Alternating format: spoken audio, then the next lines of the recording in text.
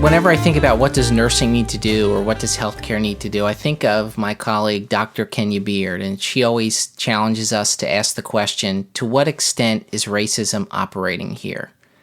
So using that question kind of as our guiding question for examining practices, policies, procedures, and how racism might be advantaging one group and disadvantaging another.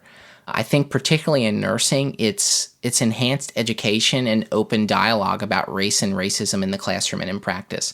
And when I say enhanced education, I'm not just talking about find an individual from historically marginalized background, put them in the front of a lecture hall and tell them to give a lecture on the history of racism in nursing or healthcare or the United States. No, we can't always rely on people from marginalized groups to be the spokespersons. There's a level of self-education that has to be done. You have to go do this for yourself, but more importantly, you have to want to do this for yourself, because you can have all the DEI and anti-racism lectures that you want and require people to attend these trainings, but if they don't want to change, they won't. So it really requires that self-acknowledgement and that self-accountability. And that's exactly what I do. I mean, have I been guilty of asking my colleagues? Yes, but it's not in the sense of, I need you to tell me because I'm not doing the work myself. No, I've done the work. I listen to a lot of podcasts. I read.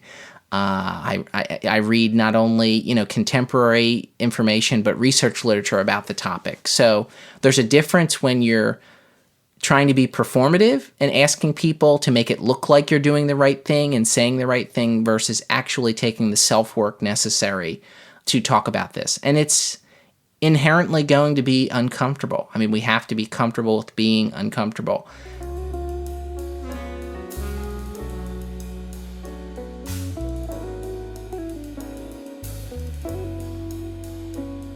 And the cost of doing nothing? Human lives. The cost is human lives. I mean, people will die. People have died. For centuries, people have died at the cost of racism. And if we continue to do nothing, that won't change.